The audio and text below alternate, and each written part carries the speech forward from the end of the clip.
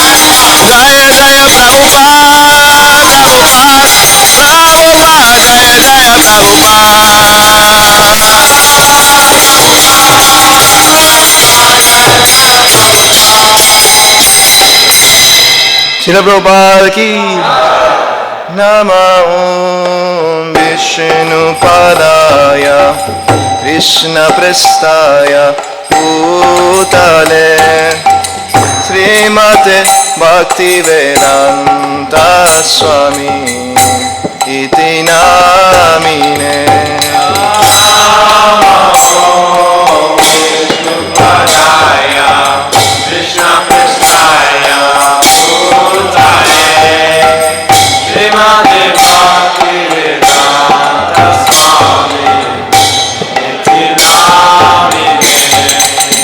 Namaste Saraswati Deve Gauravani Pracharine Nirvishesha Shunyavadi Asatya Desatarine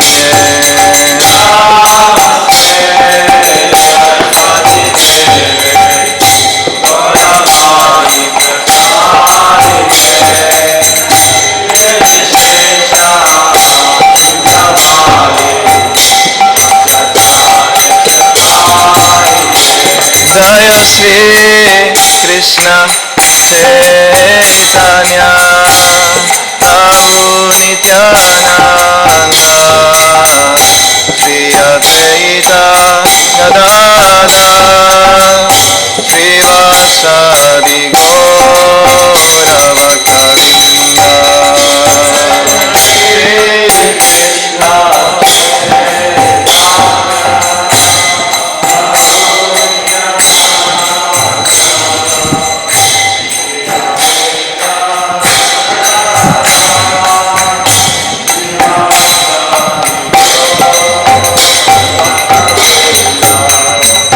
Jaya Shri Krishna Chaitanya Prabhu Nityananda Shri Advaita Gadadha Shri Vasadi Gaura Bhaktavinda Jaya Krishna Chaitanya Prabhu Nityananda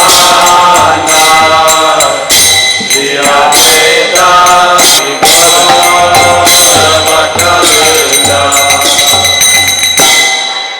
Hare Krishna Krishna Krishna Hare Hare Hare Rama Hare Rama Rama Rama Hare Hare Hare Krishna Krishna Krishna Hare Hare Hare Rama Hare Rama Rama Rama Hare Hare Krishna Krishna Krishna Krishna Hare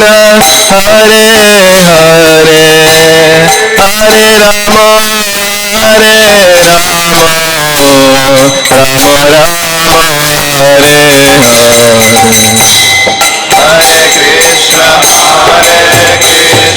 Krishna Krishna Hare Hare Hare Rama Hare Rama Rama Rama Hare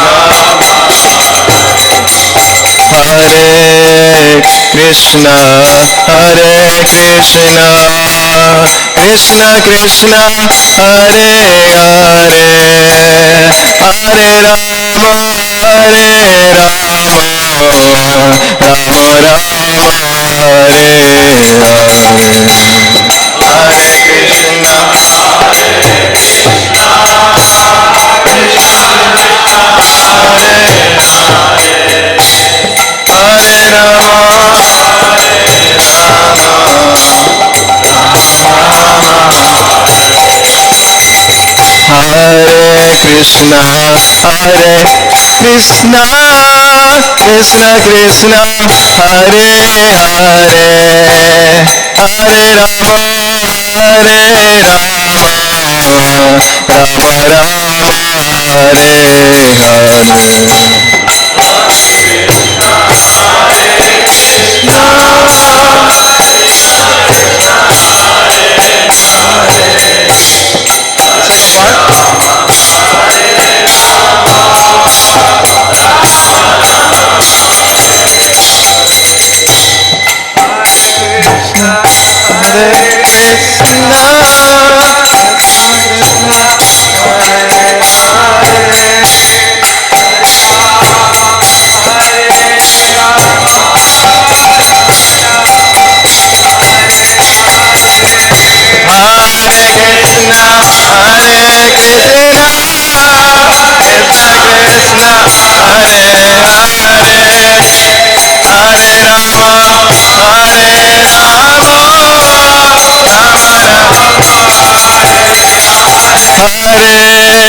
Krishna, Hare Krishna, Krishna Krishna, Hare Hare, Hare Rama, Hare Rama, Rama Rama, Hare Hare, Hare Krishna,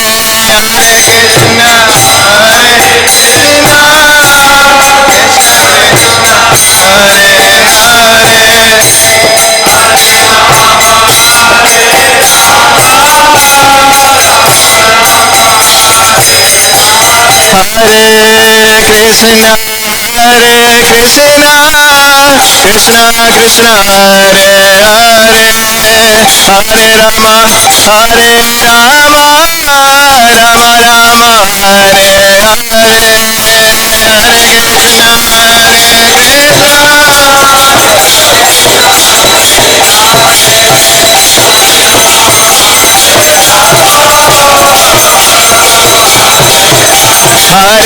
Hare Krishna, Hare Krishna, Hare Krishna, Krishna Krishna, Hare Hare, Hare Rama, Hare Rama, Rama Rama, Hare Hare Krishna,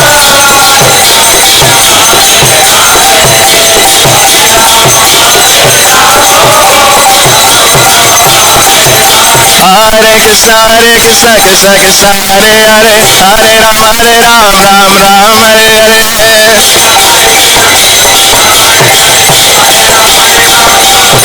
Hare Krishna, Krishna Krishna, Hare Hare, Hare Ram, Ram Ram, Hare Hare. Hare Krishna, Krishna Krishna, Hare Hare, Hare Ram, Ram Ram, Hare Hare.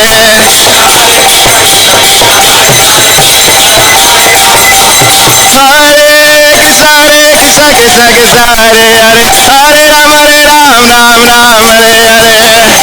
Krishna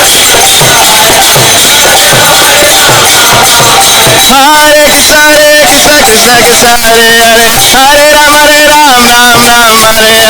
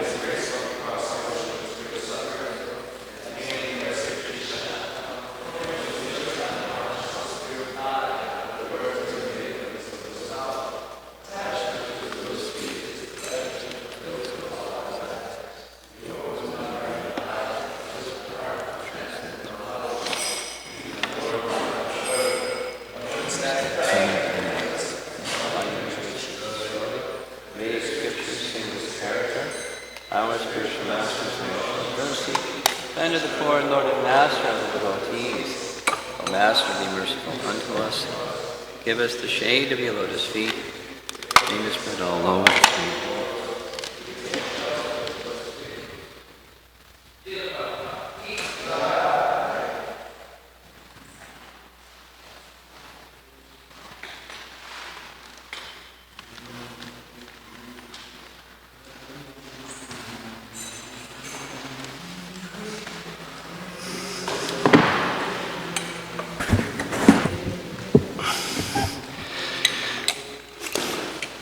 Jaya Radha Madhava Kunja Bihari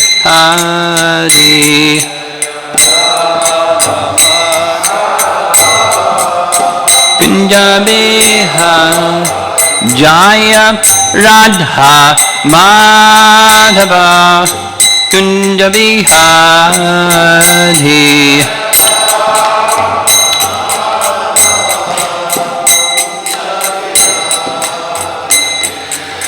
Gopijana Balabha Giridhari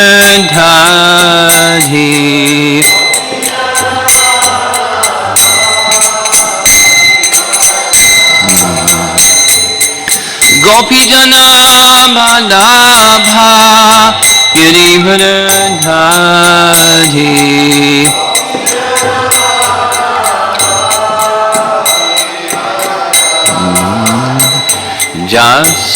Jasodanandana Brajajanarandhana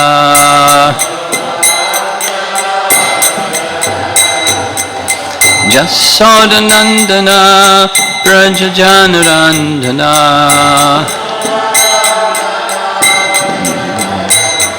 Jamuna Tiravanachari Jamuna Tiravanachari Jaya Radha Madhava Kunja Bihari Kunja Jaya Radha Madhava Kunja Bihari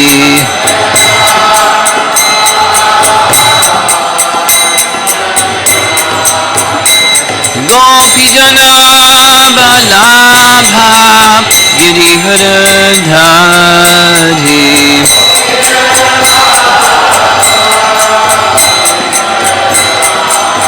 Gopijana Balabha Giridhari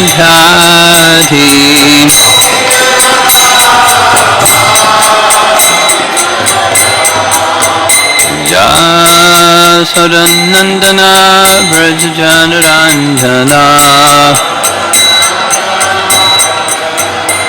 Jasodanandana Brajajanarandhana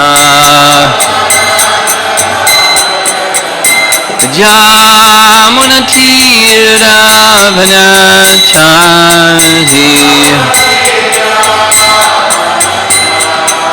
Jamuna Tiravanachari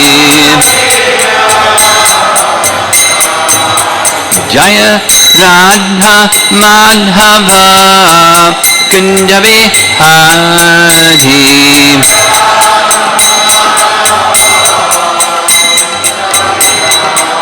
Jaya Radha Madhava Kunja Bihari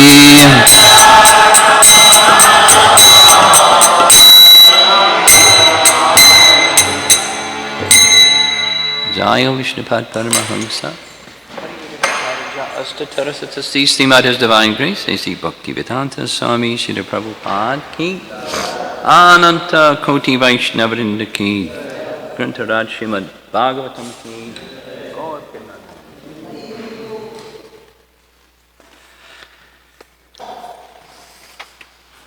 Text 15 this morning, Canto 7, Chapter 5. Shri Narada Uvacha Etavad Brahmana Yoktva Vira Rama Mahamatahi Tam Sanibharsya Kupitaha Sudino Raja Sevakaha Shri Narada Uvacha Etavad Brahmana Yoktva Vira Rama Mahamatihi Tam Sanibharsya Kupitaha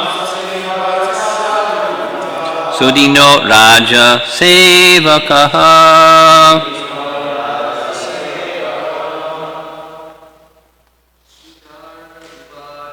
Shri Narada Uvacha Etavad Brahmana Yoktva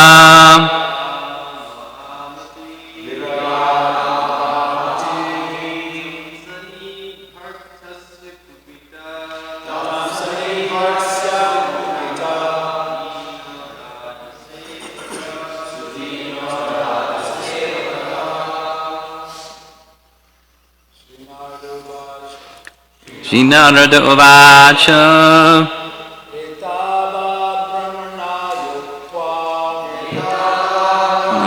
Yoktva Vira Rama Mahamatihi Tam Sanibharsya Kupitaha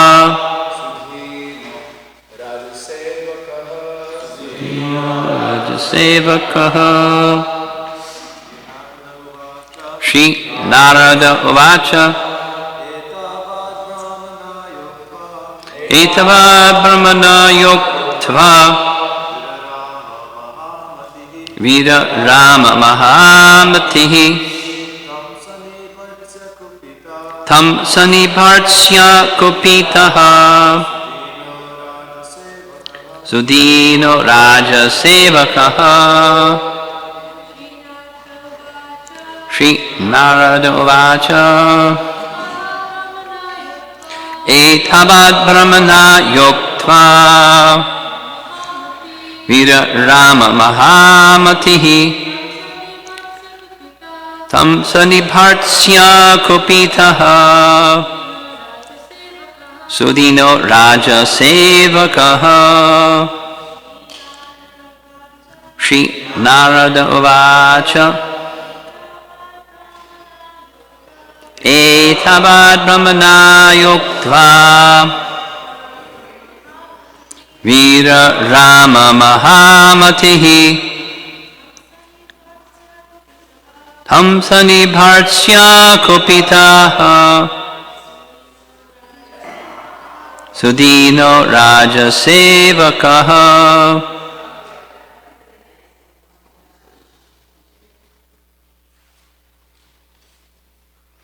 Shri Narada Uvacha Narada Muni said, Etavat, this much, Brahmanaya, unto the Brahmanas, the sons of Shukracharya. Uktva, speaking, Vira Rama, became silent. Mahamatihi, Prahlad Maharaj, who possessed great intelligence. Tam, him, Prahlad Maharaj, Sanibharsya, chastising very harshly. Kopitaha, being angry. Sudinaha, poor in thought or very much aggrieved. Raja Sevakaha, the servants of King Hiranyakashipu. Translation, the great Saint Narada Muni continued, the great soul Prahlad Maharaj became silent after saying this to his teachers Shanda and Amarka, the seminal sons of Shukracharya. These so-called Brahmanas became angry at him because they were servants of Hiranyakashipu. They were very sorry. And to chastise Prahlad Maharaj, they spoke as follows. Purport. The word Shukra means semen. The sons of Shukracharya were Brahmanas by birthright. But an actual Brahmana is one who possesses the Brahminical qualities. The Brahmanas, Shanda and Amarka, being seminal sons of Shukracharya, did not actually possess real Brahminical qualification, for they engaged as servants of Hiranyakashipu. An actual Brahmana is very much satisfied to see anyone, not to speak of his disciple, become a devotee of Lord Krishna. Such Brahmanas are meant to satisfy the Supreme Master. A Brahmana is strictly prohibited from becoming a servant of anyone else, for that is the business of dogs and Sudras. A dog must satisfy his master, but a Brahmana does not have to satisfy anyone, semicolon. He is simply meant to satisfy Krishna. Anukulyena Krishnanu Shilanam. That is the real qualification of a Brahmana. Because Shanda and Amarka were seminal Brahmanas and had become servants of such a master as Hiranyakashipu, they unnecessarily wanted to chastise Prahlad Maharaj.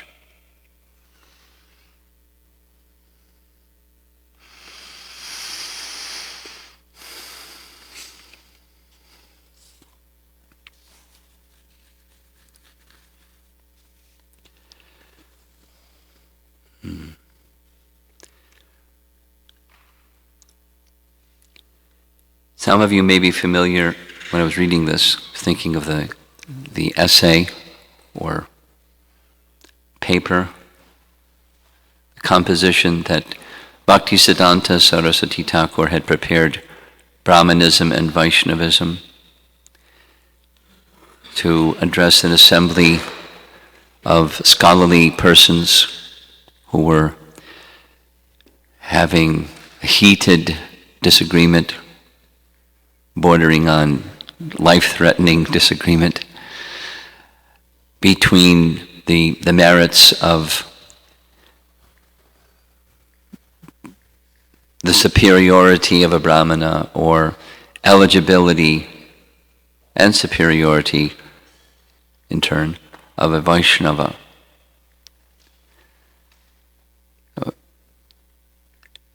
Many scriptural references were presented by Bhaktisiddhanta in that paper, and then in turn a public presentation in an assembly of learned scholars who were literally at each other's throats. And the exalted position of in Vedic culture of a Brahmana was the first, like the first day. The exalted position of a learned Brahmana is extolled again and again and again in our scriptures, and including in Srimad Bhagavatam. We, let's say, refer to the importance of Mataji, when you want to stop clicking your text message program, it's disturbing the other devotees. Thanks. The exalted nature of Brahmanas is described in the first canto as honoring Brahminical culture. just to say it real fast, honoring Brahminical culture means,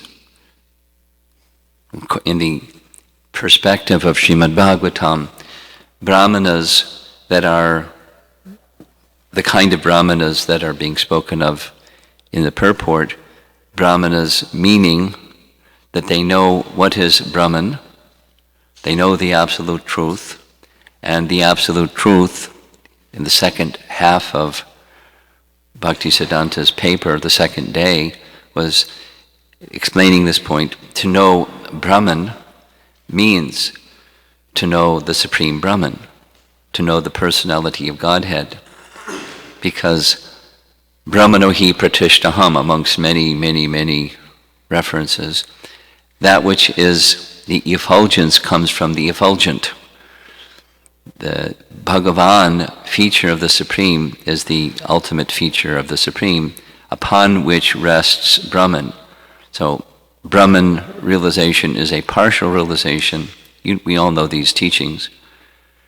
And therefore, Brahmana means, or in his expression, the mature stage of a Brahmana is a Vaishnava, must be.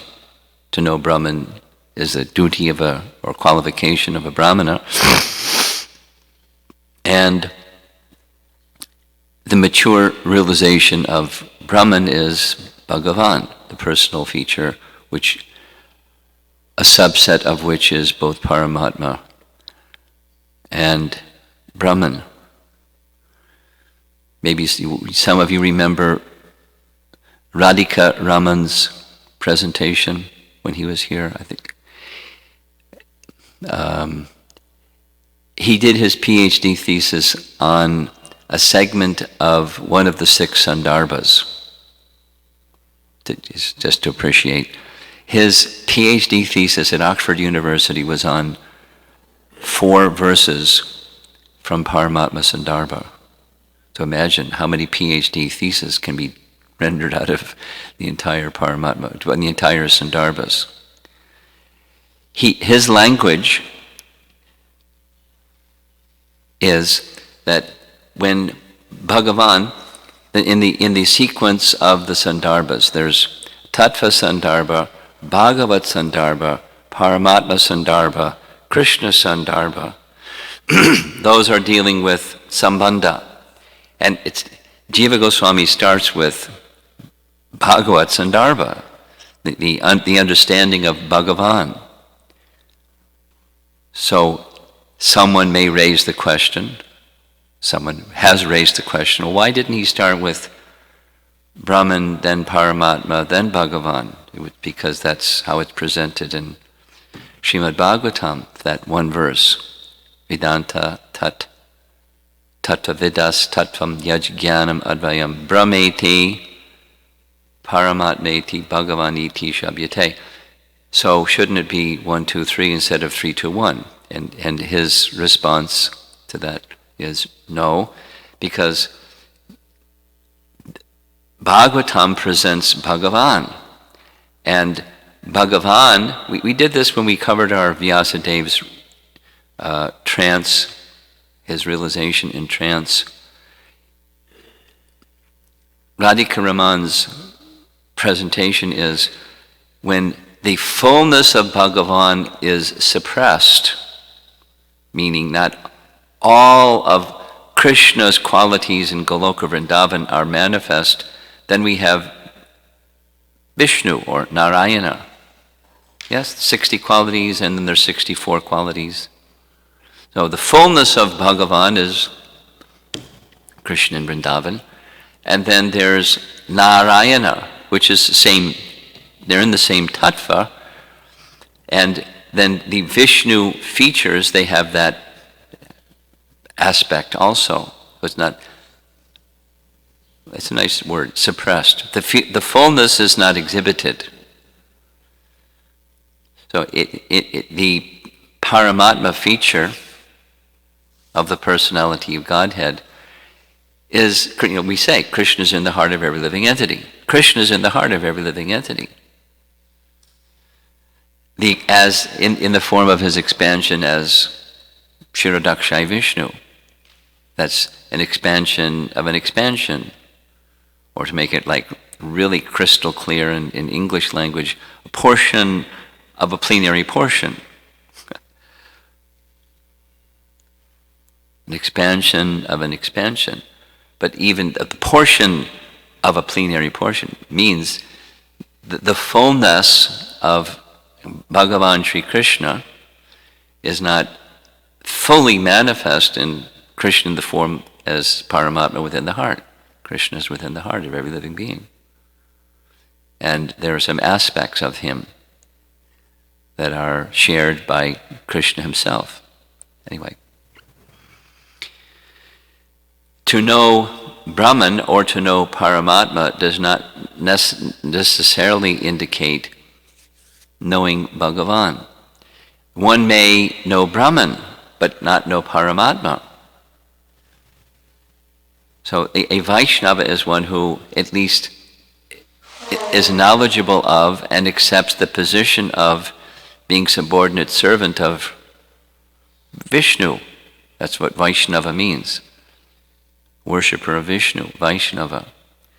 So the indication that we're receiving in the purport is a true Brahmana, same as Bhaktisiddhanta's essay, a true Brahmana in his mature stage is a Brahmana. So we can put the two words together and say Brahmana Vaishnava. Or just one of them, Brahmana. Brahmana implies Vaishnava.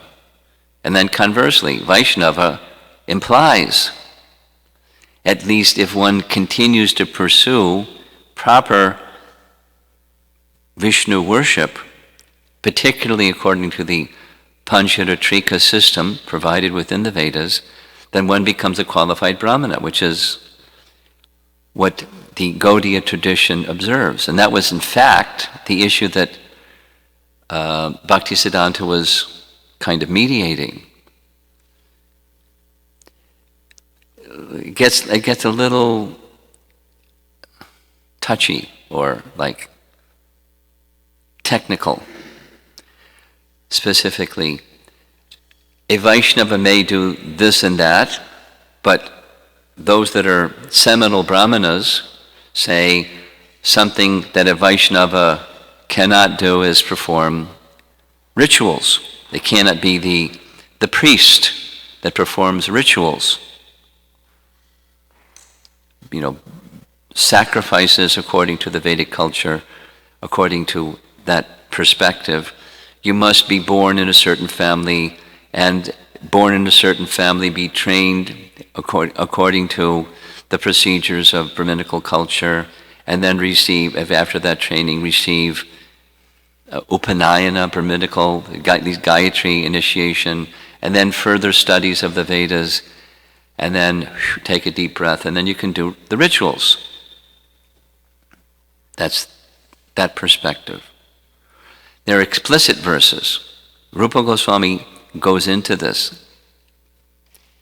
Bhaktisiddhanta similarly went into it in fine detail, which says devotees, Vaishnavas, can perform Vedic rituals by the dint of becoming qualified worshippers of Vishnu. So,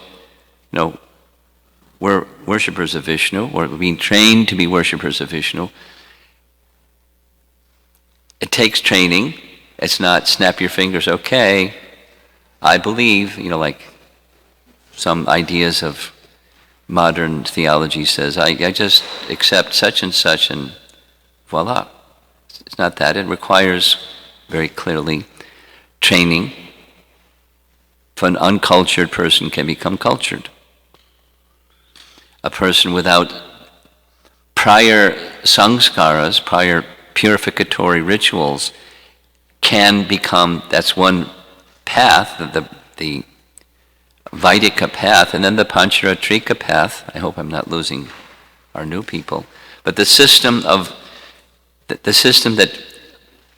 Bhaktisiddhanta was supporting, in which he was part of, although his birth was qualifying, as the seminal sons of Shukracharya were qualifying, they're disqualified. They're disqualified in many ways. Anyway, we'll come back to Shukracharya's sons.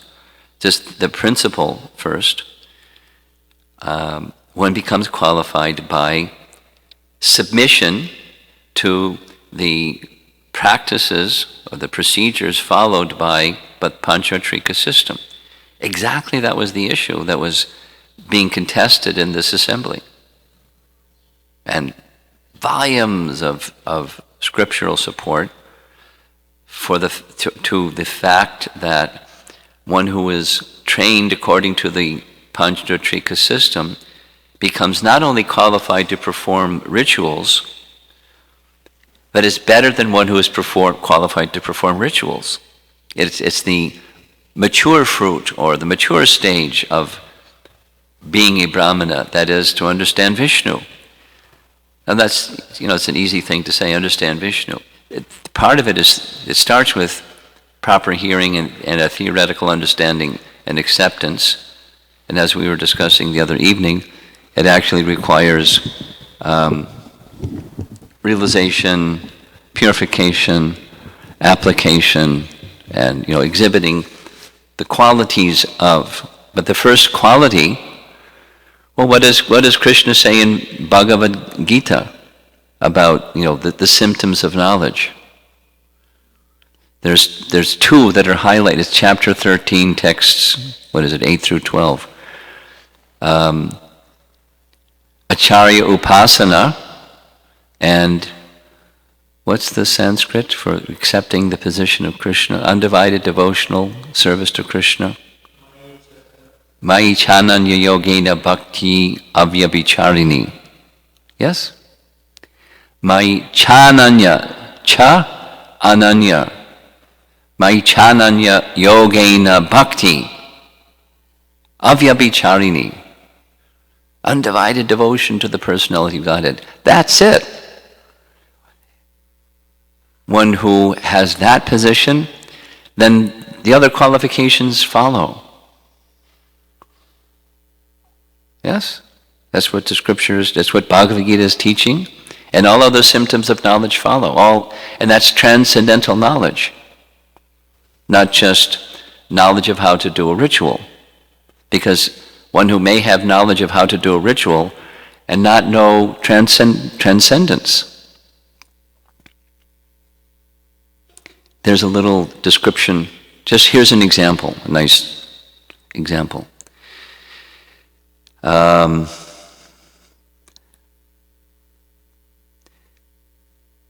This is now,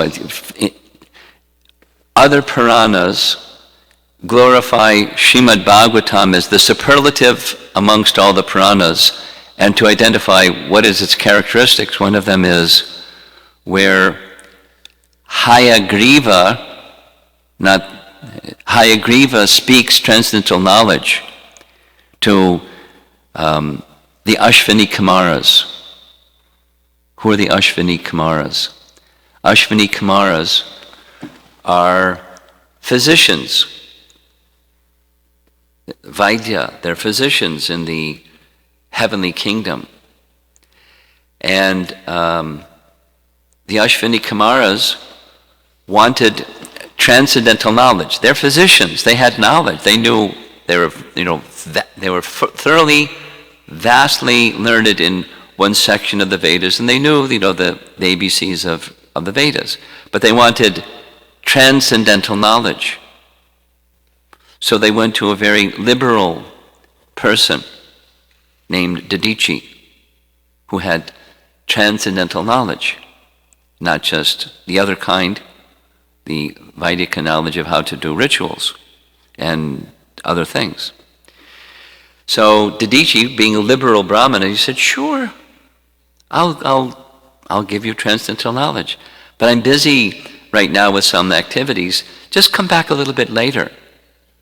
So he gave his Brahminical word, and he has to keep his Brahminical word, because that's what Brahmanas do. They keep their word once they give it. Then Indra found out. And there was some competition between Indra and Ashwini Kumaras. So Indra came to the Brahmana, Dadichi, and said, don't give them transcendental knowledge.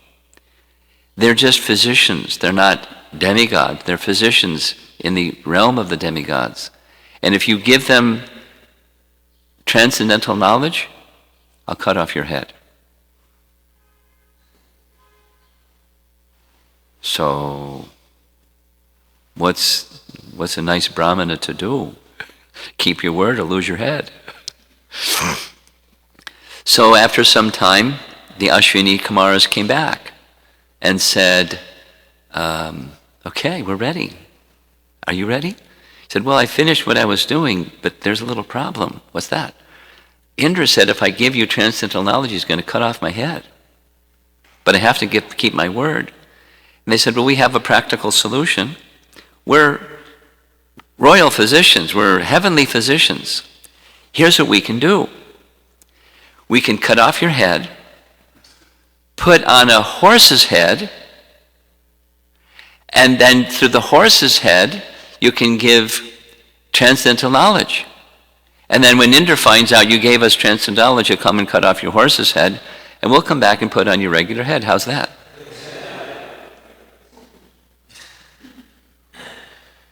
And Dadichi said, sure, that's a very good solution.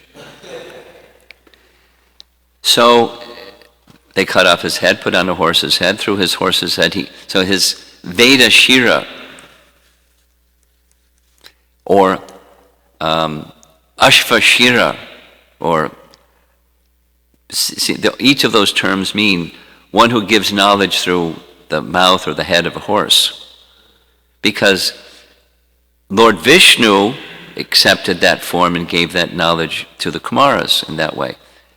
But this is another, Jiva Goswami clarifies, because there's reference to the Ashwini Kumaras, it means Dadichi, who gave knowledge through the horse's head. Indra came, kept his promise, he cut off his head, and Ashwini Kumaras gave him back his head. Everyone lived happily ever after. Except Indra.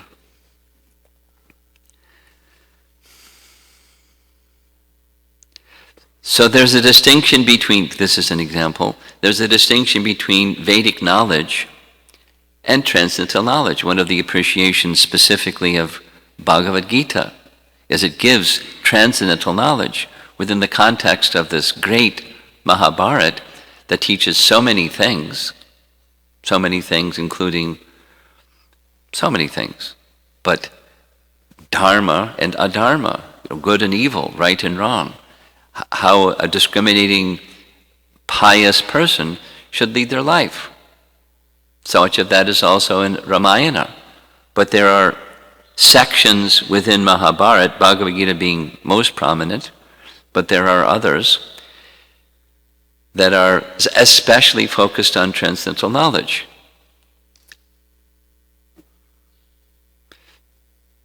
The point being, transcendental knowledge has its distinction from just how to propitiate the devas through Vedic sacrifices by chanting of Vedic mantras and following certain procedures and so on for material prosperity and elevation to the heavenly planets. Transcendental knowledge is a whole other category.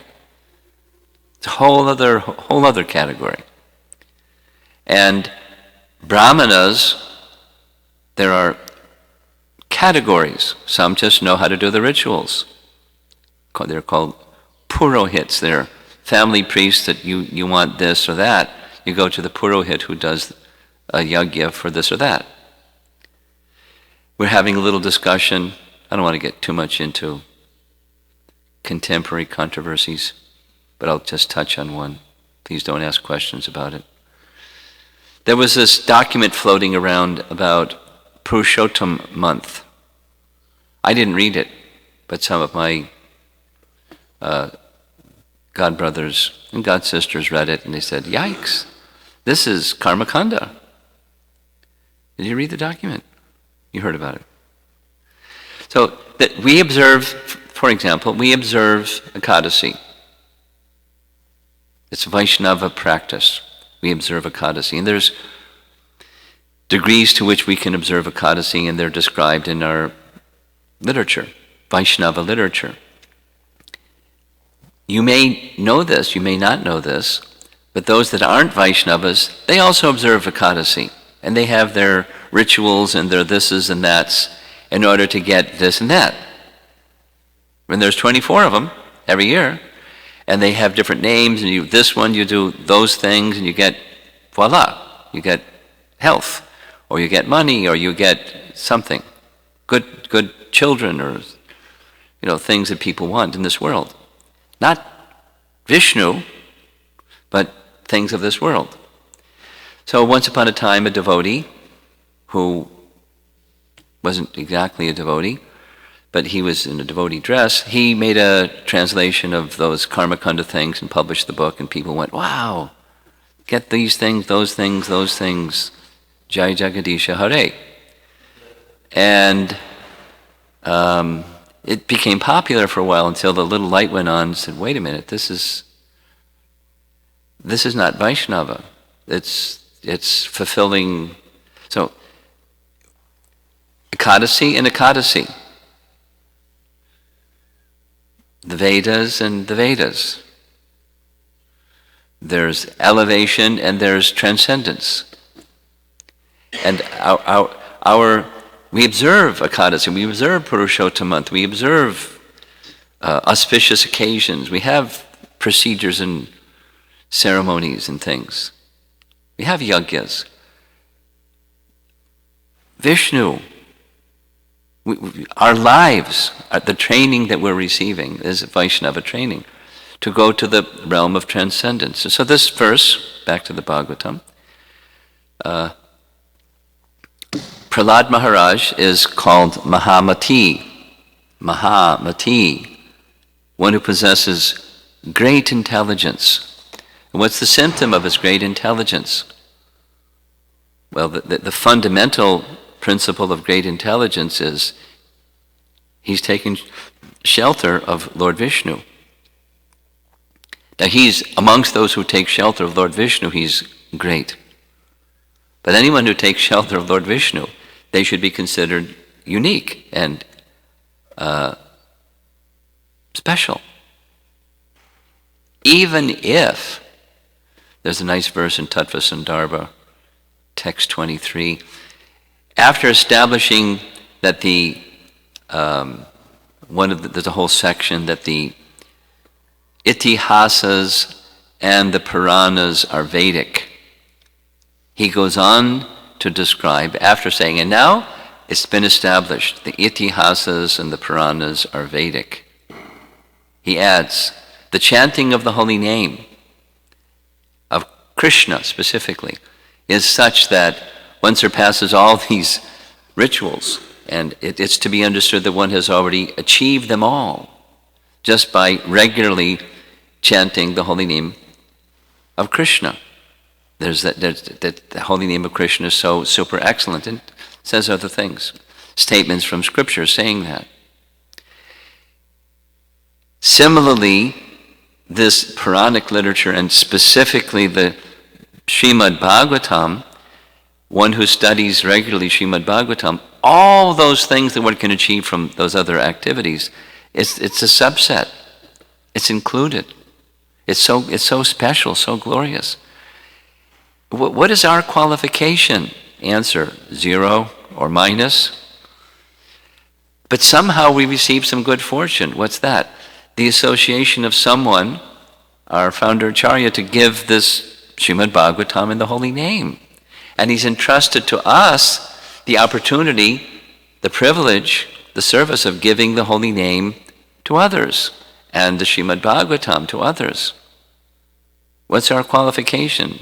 0, except that we receive some mercy. And all you have to do is, say yes. And to say yes means a whole bunch of things. To say yes doesn't mean just profess and do something else. Say yes means to do. Follow. Cultivate. Anushilana.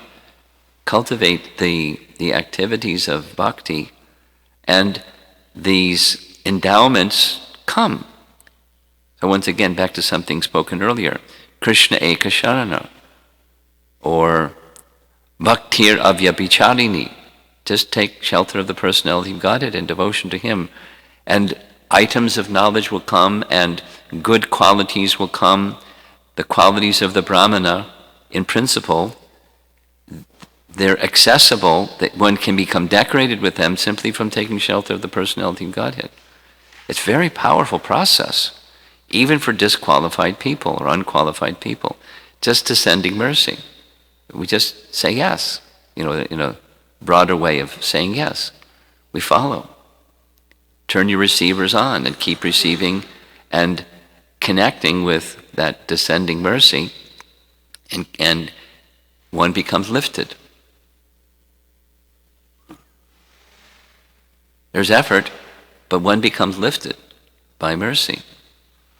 And so again, back to the verse, Shukracharya, the very name means he was a Brahmana by birth, and his sons were then in turn similarly Brahmanas by birth. So is there a distinction between Brahmanas by birth and Brahmana by qualification? Yes.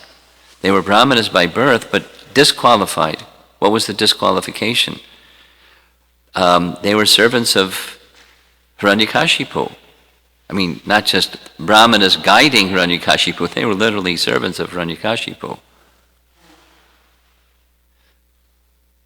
You know this description of Sanatan and Rupa and Anupam, because they took the servants of Nawab Hussain Shah, they considered themselves, and society considered them, to be fallen, no longer Brahmana. Why? Because they took the service of Nawab Hussain Shah.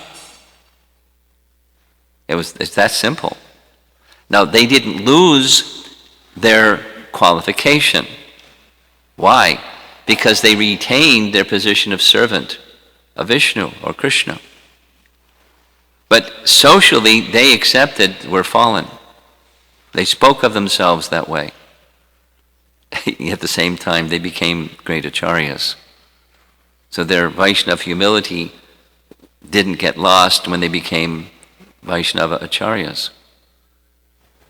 Their qualification didn't get lost because they were in the service of Nawab Hussain Shah, although it can be if one's bhakti isn't sufficiently strong. So when we move into the world, doing whatever we're doing, going on Harinam or going to work or doing whatever we're doing, primary attention needs to go to our bhaktir avyabhicharini. Mayi chananya yogena bhaktir avyabhicharini. And how does that become possible?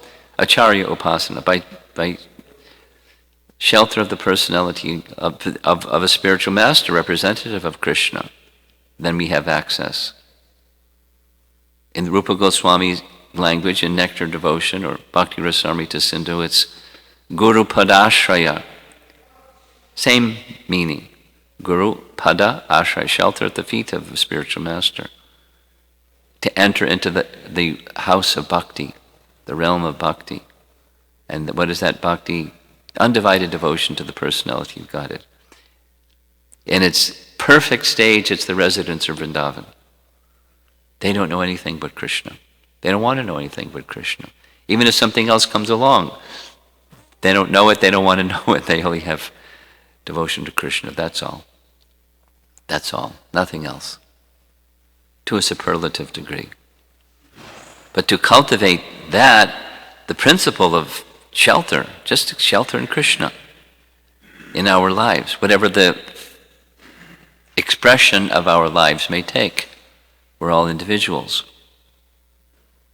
So it's going to express, our individuality will be expressed in some individual way. The operative principle is shelter, exclusive shelter of Krishna.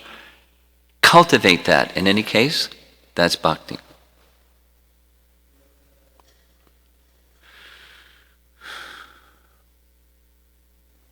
I'll end there, see if there's any discussion. Yeah.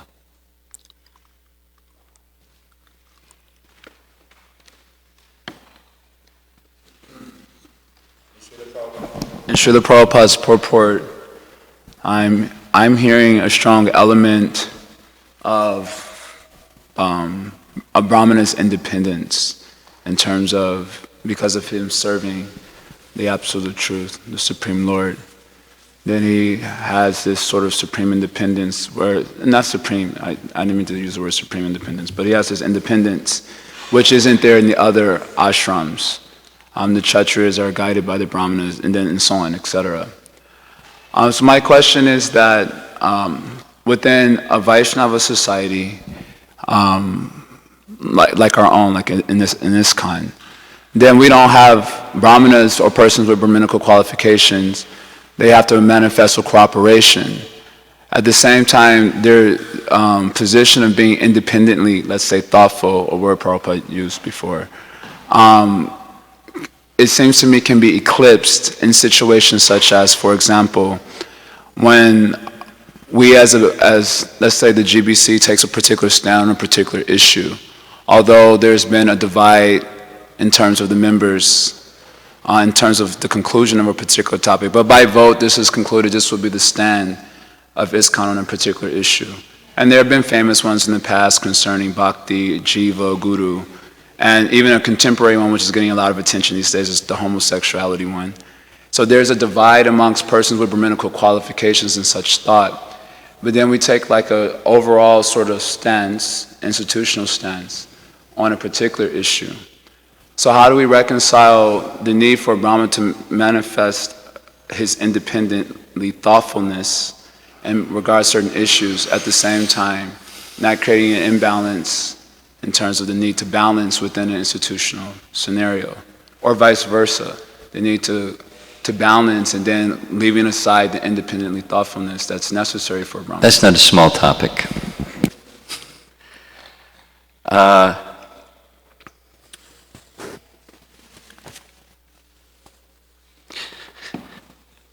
Just three quick things. Look to our founder Acharya,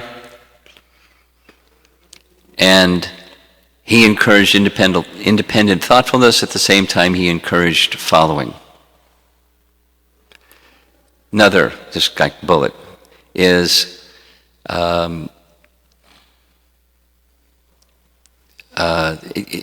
Supreme Court of the United States just made some interesting decisions. And there were dissenting opinions to those Supreme Court decisions amongst the Supreme Court members, saying, this decision is rubbish. So that's within the U.S. government, it's a Brahminical-like function, supposed to be at least.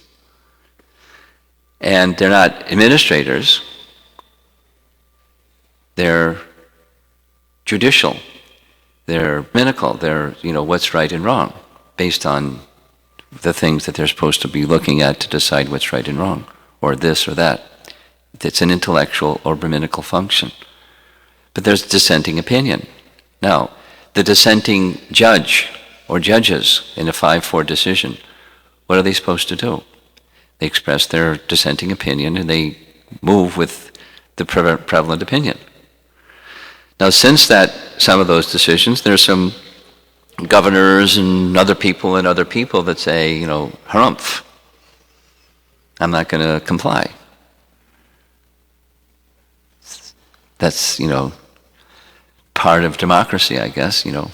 People can say harumph. They can dissent. And in your question specifically was within Iskcon, how does this work? Dissenting opinions can be expressed. At the same time, then one follows. And what does that look like? It depends on the circumstance. In any case, whatever the circumstance may be, if dissent is expressed in a Vaishnava respectful manner, and similarly those that have the prevalent view look to the others who have an opinion that are expressing that other opinion in a respectful manner, they respectfully not accept that dissenting opinion, but honor that someone may have a dissenting opinion. And then a third point, in some cases, there's room for both. In some cases. And something that Bhadrinarayan Swami quotes regularly, I put a slide into the Unity and Diversity presentation I made at the internet, the ILS. Intelligence, a symptom of intelligence is being able to hold two opposite statements at the same time. That takes intelligence. Sometimes it's, not intelligence, sometimes it's foolishness, because it's not really intelligent to take two opposing things at the same time. But when it is appropriate, that takes intelligence.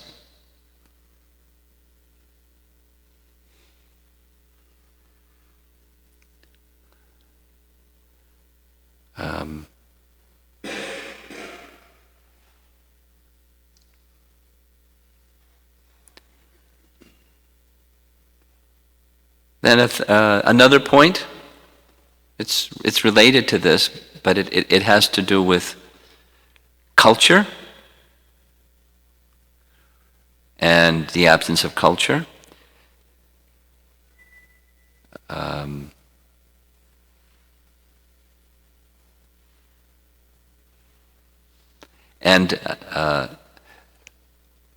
acharyas, or authorities, that may hold differences of view, and how they should respectfully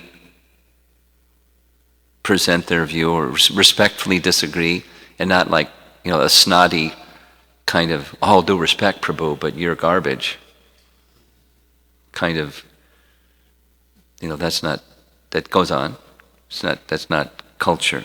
Cultured person doesn't do like that. A cultured person, just like, Yudhisthira and Arjuna, or Yudhisthira and Bhima might disagree. And Bhima would state, I disagree. But you're the elder brother and I'll follow. And that's respectful. So now what Nakul and Sahadev supposed to do? Well, they respect Bhima, they respect Yudhisthira, and they follow Yudhisthira because he's the elder brother. And if Yudhisthira later on says, you know what, Bhima, you were right, let's do what you said. This is prerogative. It's part of culture. And when there's no culture, then everything breaks down. These order breaks down, and harmony breaks down. So how do you get culture?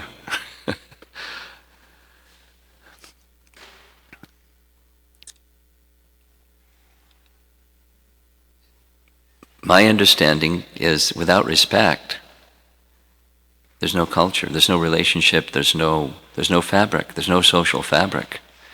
For example, if the brahmanas are haughty, like here, the brahmanas become very angry. Brahmanas are supposed to be tolerant, but here they're becoming angry. Why are they becoming angry? Because they're thinking friends, enemies. It's just part of the behavior of bodily conception. I'm a brahmana. You're not, lined up with my view of things, and so the next line is, get a stick. They're brahmanas. Get a stick. That's the next line. So that's a further symptom of one who's not a brahmana. They're not brahmanas. So if one's going to be an independently thoughtful individual, how do I exercise that independent thoughtfulness?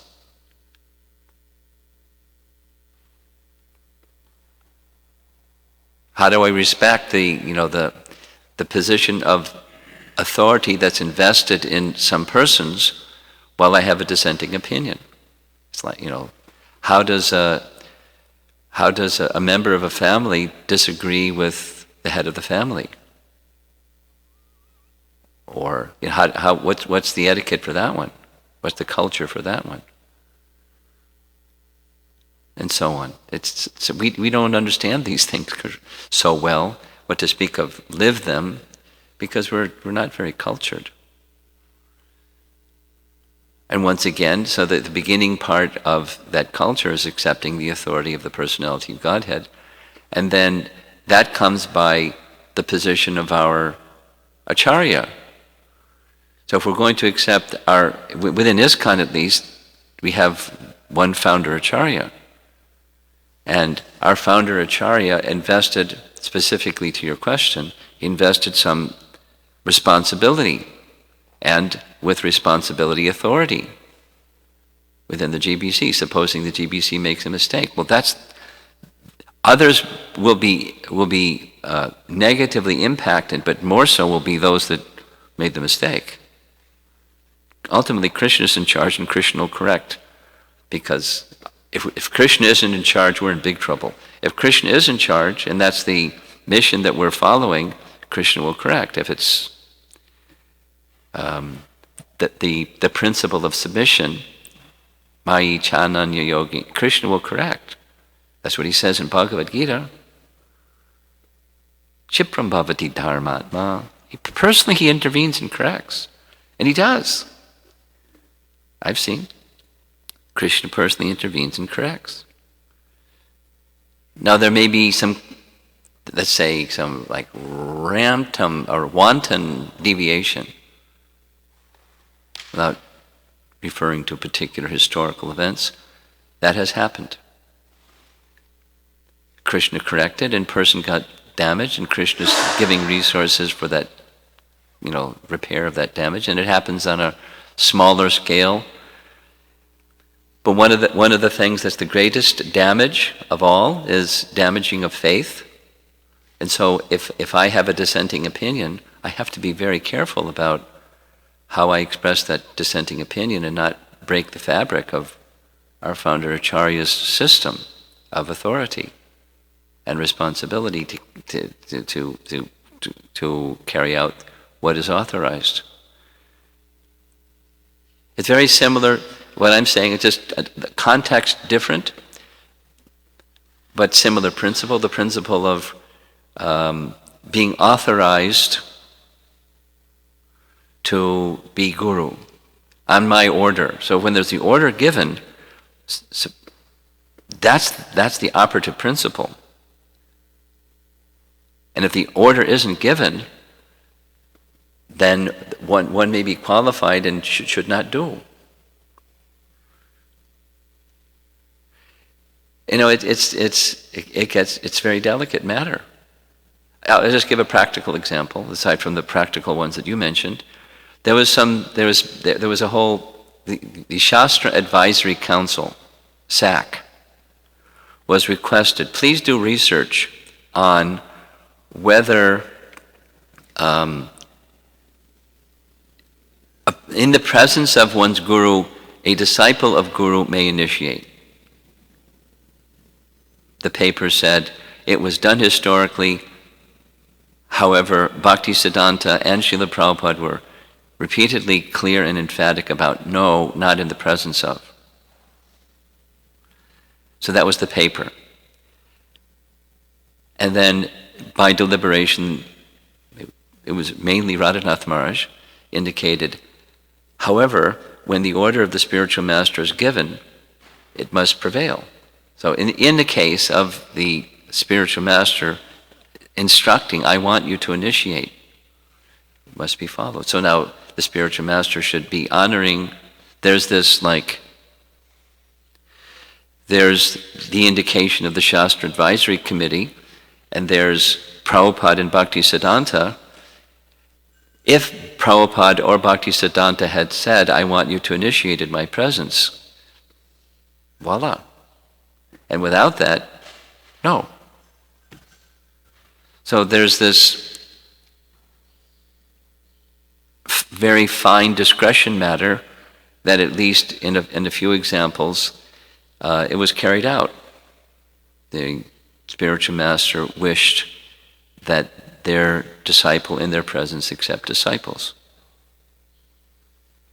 Now that's being reviewed. Is that was that a wise move or exception to make? Or should it be that although that prerogative may be there, the principle may be there, within Iskcon, Guru should abide by what Bhaktisiddhanta and Prabhupada repeatedly indicated, for acharya-like reasons, for a very widespread organization as opposed to the other kind, where Hridaya Chaitanya mainly resided in one place, and he just initiated there. He could have, in his presence, had somebody initiate, which is different than a global society. So it's an acharya decision. And our founder acharya so these are delicate matters. An independently thoughtful person may say, well, my independent thoughtfulness and research and contemplation and discussion with other brahmanas leads me to this conclusion. And then another one that says, well, that's interesting because I did the same thing and I came to that conclusion. Now, as a society, how do we function? This conclusion, that conclusion, from independently thoughtful, well-wishing, not, otherwise motivated persons. There has to be some authority system. And our founder Acharya gave that authority system. So we abide by that. And if Krishna is not pleased, or our predecessor acharyas are not pleased, there are ways that they can move things in the hearts of persons, or various ways. So let it not become, clash or politics, and I'll go lobby this vocal GBC person, and he'll turn the tide to take my point of view because I'm independently thoughtful, Prabhu. So again, it comes back to respect. Without respect, everything breaks down. Even that independently thoughtful person, minus the quality of respect, their capacity to be genuinely independently thoughtful for higher purposes gets covered with other purposes. And it happens. It happens. That's not an easy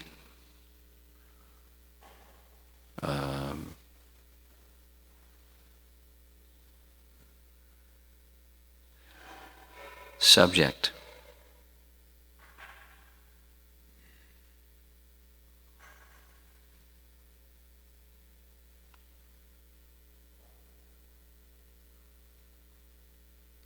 You want to follow up?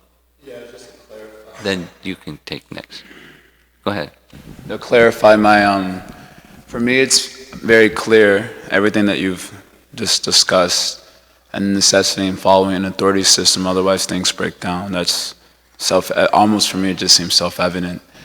Where I, on a personal level, perhaps need some reconciliation with, is when it comes to particularly spiritual conceptions, which may be divergent, or well, they're obviously variegated, and then some of them are divergent from one another. So I'm hearing the cultural respect point very much within your discussion, your answer to me. The cultural respect being there, but also, the reality that there are going to be divergent views amongst these, let's say, independently thoughtful persons, which can be totally okay. Totally okay. But then the confusion comes up when there's there's an overall sort of not overall, like an overall consensus on a particular issue, which we're expected to perhaps teach to the next generation of devotees. That's where I personally here's with. What a practical path to suggest. Two parts. One is positive, the other is, injunction and prohibition. Injunction is there is a forum for such subject matters, and for your information, this is like an istagosti kind of what we're doing right now, but that's okay. as opposed to a Bhagavatam class.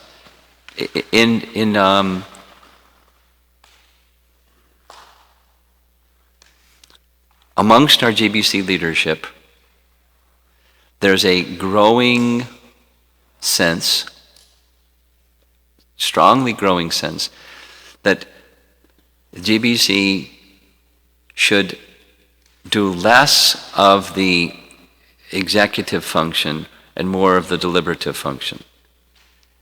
Meaning, it should oversee, make sure the executive function gets done, but push it down, so that both, but yes, lead, but give that function by training and guidance and so forth to others, and step back in the executive area and be more deliberative. But so do both, but be more deliberative and spend lots and lots of time together going through these points and inviting persons, independently thoughtful persons, to come into the forum of deliberation in various ways that can be, practically accommodated, in form of paper or personal, or be part of the discussion when it's discussion time, or whatever, on issues that are of philosophical substance, and then have practical implication.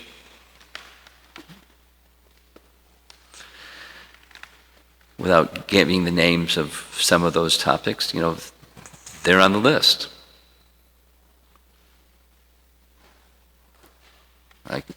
Separately we can discuss what those topics are if you'd like. And, prepare something. So it's an invitation as your GBC representative from the global GBC to you. Prepare something. And not just it'll go into a suggestion box that nobody will look at. It's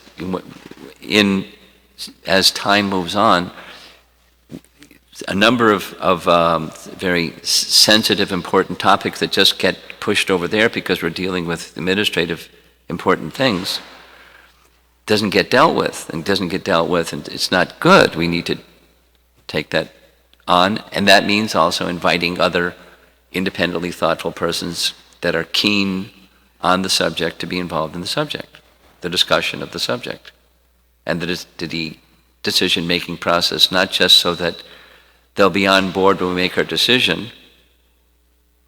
That's political, but so we make the right decision. That's the spirit, I can tell you. So there's a injunction or a positive path. Something not to do, my strong advice would be patient and not get into, well, on the one hand, but then on the other hand. There are different views, and I may hold this, there's so many, but not to beat the drum and play the trumpet on, here's another view, please don't just know that there's one view, there's another view, boom, boom, boom. Don't do that. I don't advise. Be patient and put energy into this forming of the proper view on a spiritual topic, a spiritual conceptual or siddhanta topic. What is our siddhanta on this? Invest in that way and don't invest in the other way.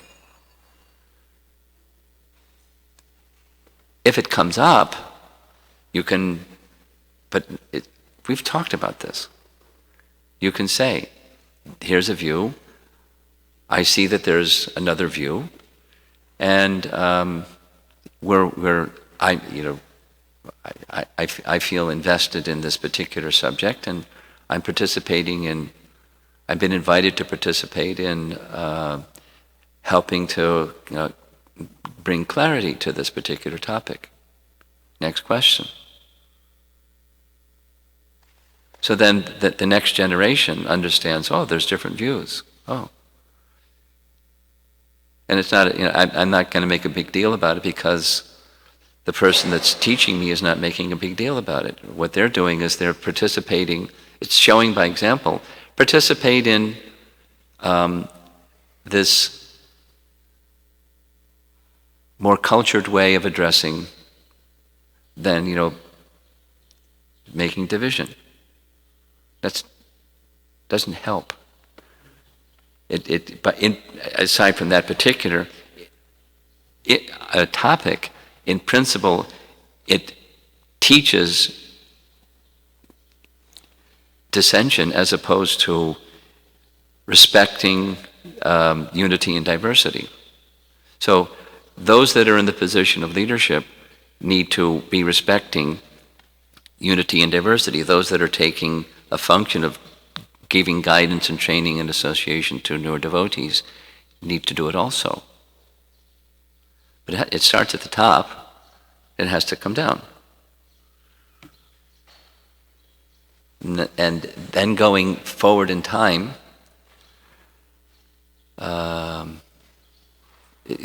we're creating something that's wholesome and enduring. And observing principles that our founder Acharya, by his own example, showed.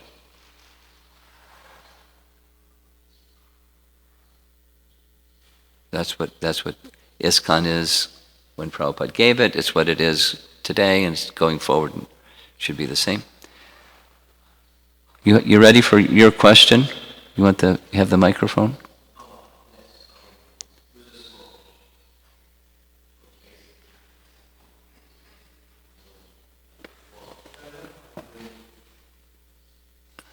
When you mentioned that the brahmanas must be respectful to have authority, I've read several places in the Vedas that's like Brahmana must be what? Like a brahmana must be like respectful to have like any qualification, but I've read several places that like a brahmana would do something like completely abominable. And a brahmana what? Like a brahmana would do something completely abominable.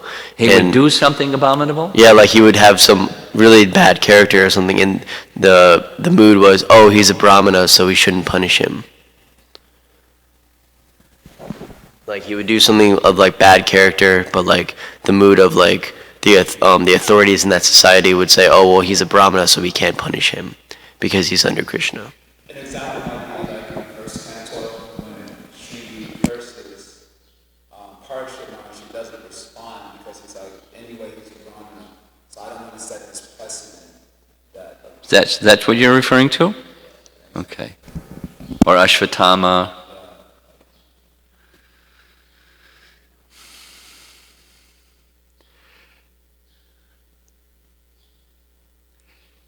These things are subtle, and there's the 933 Bhagavad Gita verse where Bhajate Mam Ananya Bhak, when that principle was there, which doesn't apply to either Shringi or to Ashvatthama. So then, but when that's there, Krishna will personally address, and it's not specific, that's not restricted to a brahmana, it's for one who is Bhajate Mam Ananya Bhak, whatever their position is, undivided devotion to Krishna, brahmana or otherwise. Then you have to look at, is there undivided devotion to Krishna or not? Then over here is in the Bhagavatam, these are two examples from the Bhagavatam, showing Brahminical culture and how Brahminical culture is to be respected. But we know what Krishna said, for example, about Ashvatthama. Don't worry, Arjuna, that you may be committing Brahma Hatya by killing of a Brahmana, because what he did, he's not a Brahmana. He's Brahmabandhu, but he's not a Brahmana. Son of a Brahmana, but disqualified. So go ahead. Punish him. That's Krishna speaking. So, again, it's delicate. In the end, Arjuna didn't kill him because he had the capacity, which an extraordinary person may have, that he could understand Krishna's intention. Kill him, but don't kill him. Punish him. So he was punished, for his heinous deed, killing 5 boys in their sleep, cutting off their head, a brahmana? My God.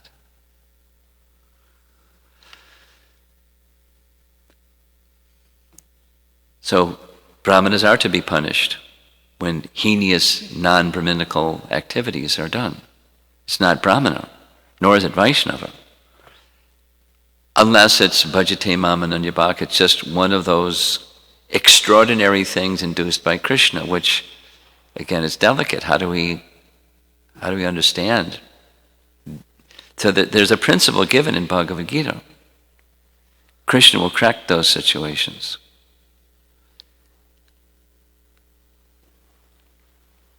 And it may not be the way that we would correct those situations. Krishna does things in his own way. And he's not asleep. He's wide awake and fully in control.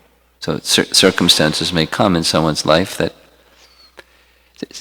there are times when someone who has acted from an exalted position that needs to be reprimanded or disciplined in some form or fashion.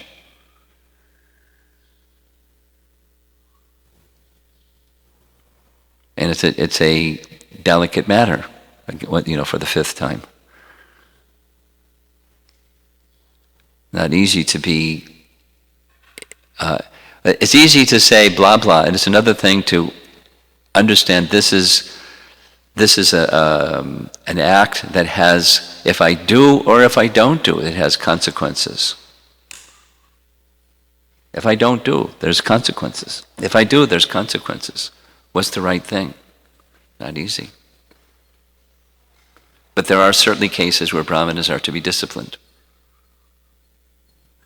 Okay?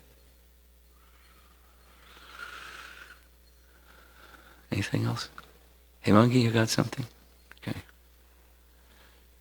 Srila Prabhupada ki.